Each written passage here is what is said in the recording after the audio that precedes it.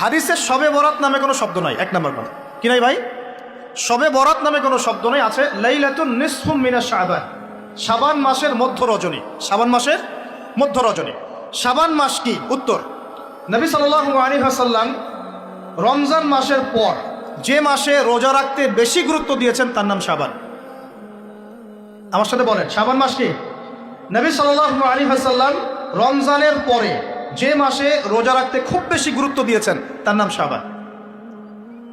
আয়েশা রাদিয়াল্লাহু আনহা তিনি বলতেন যে শাবান মাস আসলে নবী সাল্লাল্লাহু আলাইহি ওয়াসাল্লাম এত বেশি বেশি রোজা রাখতেন যে মনে হতো তিনি রোজা ছাড়বেনই না, সারা মাস রেখে ফেলবেন।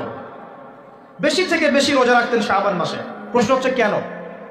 উত্তর, এমনিতে এই মাসটা বরকতময় এবং এই মাসে আল্লাহ পাক তার রহমতে বিপুল সংখ্যক মানুষকে জাহান্নাম থেকে মুক্তি দান করেন। সুবহানাল্লাহ।